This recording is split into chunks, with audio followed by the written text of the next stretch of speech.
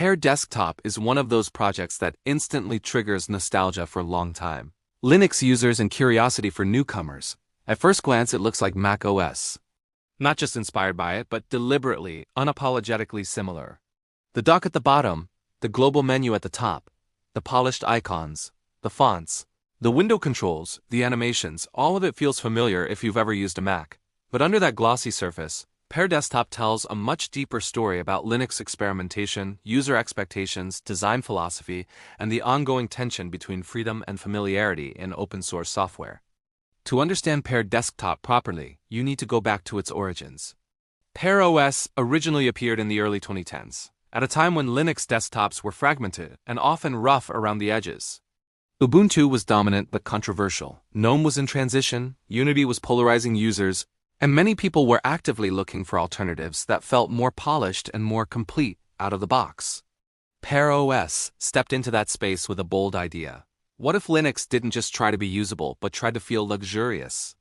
What if it embraced a design language that users already loved, instead of forcing them to relearn everything from scratch?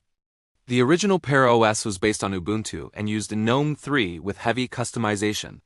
It introduced a dock, a global menu, and a theme that closely resembled macOS, down to the icons and system layout. For some, this was controversial, even offensive. Critics accused Pear OS of copying Apple too closely, of lacking originality, and of potentially infringing on design trademarks. Others, however, saw it as a practical solution. If macOS users wanted to switch to Linux but felt intimidated by unfamiliar workflows, Pear OS offered a bridge.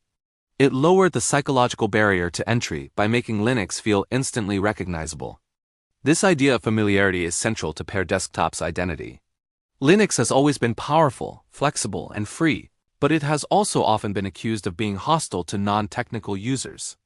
Pear Desktop challenged that narrative by saying usability and beauty matter just as much as freedom and configurability. It treated the desktop as a product, not just a collection of components. Everything was pre-configured to work together visually and functionally, reducing the need for post-install tweaking. However, Pear OS as a project didn't last long in its original form. In 2014, the creators announced that Pear OS had been acquired by an unnamed company, and the project was shut down shortly afterward. This sudden disappearance fueled speculation and rumors. Some believed Apple was involved, though there was never any evidence. Others suspected legal pressure. In reality, it was more likely a combination of financial sustainability issues and the difficulty of maintaining such a heavily customized distribution with limited resources. For years, Pear OS lived on mostly in memory and in old screenshots shared on forums and Reddit threads. It became one of those "what if Linux" projects, remembered fondly but assumed to be gone forever. That is what makes the modern reappearance of Pear Desktop so interesting. The name has returned, but the context is different. The Linux desktop ecosystem has matured significantly, design standards are higher, and users are far more aware of what they want from their operating systems. The modern Pear Desktop is less about shock value and more about refinement. Instead of being a radical outlier, it now exists alongside other macOS-inspired Linux environments like Elementary OS, Zorin OS, and even heavily themed KDE Plasma setups. What sets Pear Desktop apart is how directly it embraces the Mac OS aesthetic without apology. It doesn't merely take inspiration. It intentionally recreates the experience as closely as possible while still being Linux underneath. At its core, Pear Desktop is still Linux, with all the implications that come with that. You get access to open-source software, package managers, terminal tools, customization options, and hardware flexibility that macOS simply doesn't offer. You can run it on older machines, unsupported Macs, virtual machines, or custom-built PCs. You can modify it, break it, fix it, and reshape it to your liking.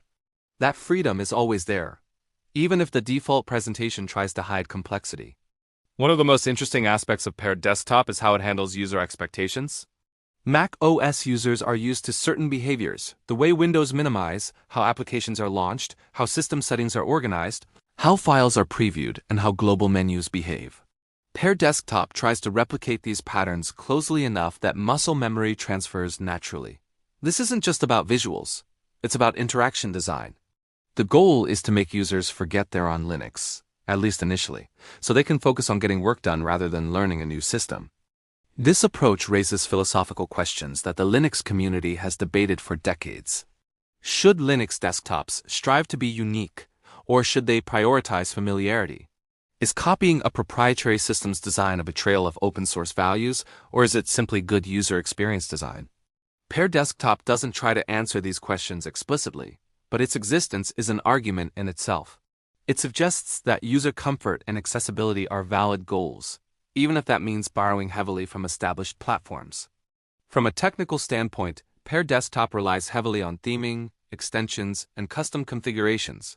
Whether it uses GNOME KDE Plasma or another base environment depends on the specific version, but the principle remains the same. Take a powerful desktop environment and reshape it until it disappears behind a coherent visual identity. This is harder than it sounds. Consistency across system dialogues, third-party applications, icons, fonts, and animations requires meticulous attention to detail. Small inconsistencies can break the illusion instantly. This is where Pear Desktop's strengths and weaknesses become clear. When everything works, it feels surprisingly polished. The desktop feels intentional, not accidental. But because it relies on layers of customization, it can also be fragile. System updates can break themes, extensions can stop working, and upstream changes can introduce visual glitches. Maintaining this balance requires constant effort, which is one reason projects like this struggle long-term.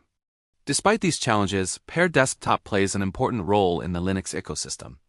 It serves as a proof of concept that Linux can look and feel however its creators want it to. It demonstrates that the limitations many users associate with Linux desktops are often cultural rather than technical. There is nothing inherently ugly or unpolished about Linux. Those outcomes are the result of design priorities and resource constraints, not technical limitations. Another important aspect of Pear Desktop is its psychological impact. For many users, especially those coming from macOS, switching operating systems is emotionally taxing. It feels like losing a familiar workspace, a trusted environment. Pear Desktop softens that transition. It says, "You don't have to give up what you're used to in order to gain freedom." This message resonates strongly in a world where people are increasingly frustrated with closed ecosystems, forced upgrades, hardware restrictions, and subscription models. Pear Desktop also highlights an often overlooked truth about Linux users. Not everyone wants to tinker. While Linux has a strong culture of customization and experimentation, a large portion of potential users simply want a system that works, looks good, and stays out of the way. Pear Desktop caters to that audience. It is opinionated. It makes design decisions for the user instead of presenting endless options. For some, this is a limitation. For others, it is a relief. There is also a cultural element to Pear Desktop's appeal. Mac OS has become associated with creativity, professionalism, and premium hardware. By mimicking that aesthetic, Pear Desktop taps into those associations, even if subconsciously. Users may feel more confident, more productive, or more comfortable simply because the environment looks familiar and professional. This doesn't mean the design is objectively better, but perception matters, especially in user interfaces. At the same time, Pear Desktop invites criticism. Some argue that it perpetuates the idea that Linux needs to imitate proprietary systems to be valid. Others worry about legal gray areas surrounding design imitation. While open-source software licenses allow code reuse and modification, visual design exists in a more ambiguous space. Pear Desktop walks a fine line between homage and imitation, and opinions on that vary widely. What makes this conversation more nuanced today than it was a decade ago is the broader evolution of Linux desktops. Modern GNOME, KDE Plasma, and other environments are far more polished than their earlier versions. Wayland, improved font rendering, better fractional scaling, and modern theming systems have raised the baseline quality across the board.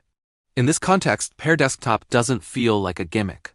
It feels like a legitimate alternative presentation built on a mature foundation. Pear Desktop also benefits from a growing ecosystem of cross-platform applications. Tools like Firefox, Chrome, VS Code, LibreOffice, and countless Electron and GTK apps ensure that users don't feel limited in terms of software availability. For former macOS users, this makes the transition even smoother. The desktop looks familiar, and the apps they rely on are already there. In many ways, Pear Desktop represents a specific philosophy of Linux adoption. Instead of asking users to adapt to Linux, it adapts Linux to users. This is a subtle but powerful shift. It acknowledges that technical superiority alone is not enough to win hearts and minds. Design, comfort, and emotional resonance matter just as much. A story of Pear Desktop is also a reminder of how cyclical the Linux world can be. Ideas that once seemed controversial or misguided often resurface years later in a more refined form. What was once dismissed as shallow imitation is now understood as a valid usability strategy. Pear Desktop didn't invent macOS-like Linux desktops, but it helped popularize the concept and push the conversation forward. Ultimately, Pear Desktop is not for everyone, and it doesn't try to be. Power users may find it restrictive. Minimalists may find it excessive. Purists may dislike its aesthetic choices. But for users who want the look and feel of macOS combined with the freedom of Linux, it fills a very specific niche. It stands as a reminder that Linux is not a single experience, but a canvas. You can paint it however you like, whether that means something entirely new or something comfortingly familiar. Pear Desktop chooses familiarity, elegance, and approachability, and in doing so, it challenges long-standing assumptions about what Linux should look like and who it should be for. In the end, Pear Desktop isn't just about copying macOS. It's about choice. It's about proving that Linux can meet users where they are, rather than demanding that users meet Linux on its terms. And in a world where operating systems increasingly dictate how people work, create, and communicate, that kind of flexibility is exactly what makes Linux special.